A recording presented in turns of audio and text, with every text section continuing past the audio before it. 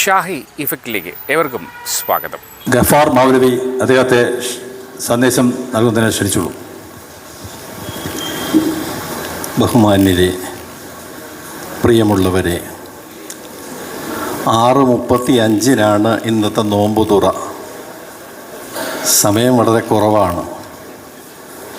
Sunitha Williams ഈ ജനുവരിയിൽ കോഴിക്കോട് വന്നിരുന്നു. കോഴിക്കോട് ബീച്ചിൽ പതിവ് പോലെ ഒരു രാവിലെ നടക്കാനിറങ്ങി. തിരിച്ചറിഞ്ഞ ജനങ്ങൾ സിനിമാ താരങ്ങളെ പൊതിയുന്ന പോലെ അവരെ പൊതിഞ്ഞു. ബുദ്ധിമുട്ടി വിഷമിച്ച് അവർ കഷ്ടപ്പെട്ട് പെട്ടെന്ന് തന്നെ എങ്ങനെയോ രക്ഷപ്പെട്ട് ലോഡ്ജിലെത്തി. ഇവർ പറഞ്ഞ് പത്രക്കാരെല്ലാം വന്നു. പത്രക്കാരവരെ ഇൻ്റർവ്യൂ ചെയ്തു. വിശദമായി വാർത്ത പത്രത്തിലുണ്ട്. കോഴിക്കോട് ബീച്ചിൽ ഒരു നക്ഷത്രം എന്നായിരുന്നു അന്നത്തെ വാർത്താ ഹെഡിങ്.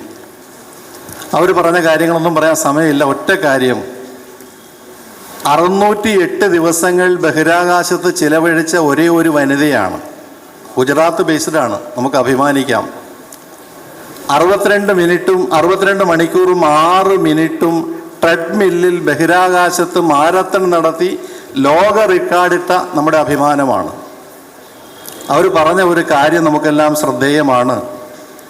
ഞാൻ ബഹിരാകാശത്ത് നിന്ന് ഭൂമിയിലേക്ക് നോക്കിയപ്പോൾ ഭൂമിയിൽ അതിരുകളില്ല, വേലികളില്ല, മതിലുകളില്ല. എല്ലാവരും ഒരുപോലെ.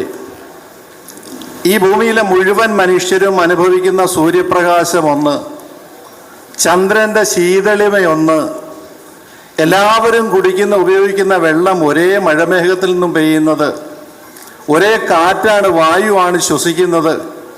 എന്തിനാണ് പിന്നെ മനുഷ്യർ ഇങ്ങനെ തമ്മിലടിക്കുന്നത്? എന്തിനാണ് ഇങ്ങനെ പരസ്പരം വിദ്വേഷം പുലർത്തുന്നവർ ചോദിക്കുകയുണ്ടായി.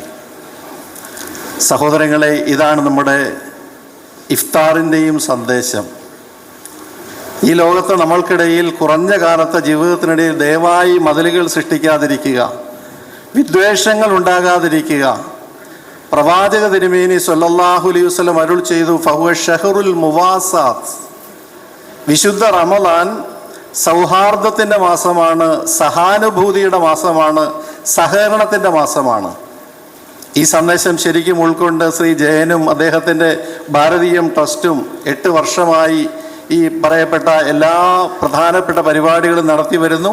ഒരുപാട് സഹായങ്ങൾ ചാരിറ്റി ചെയ്യുന്നു. എല്ലാ അനുഗ്രഹങ്ങളും ഉണ്ടാകട്ടെ. ഇവിടെ പങ്കെടുത്ത് നമുക്ക് എല്ലാവർക്കും മനുഷ്യരായി, നല്ല മനുഷ്യരായി ഒന്നിച്ച് ഒറ്റക്കെട്ടായി നീങ്ങാം. നന്ദി, നമസ്കാരം.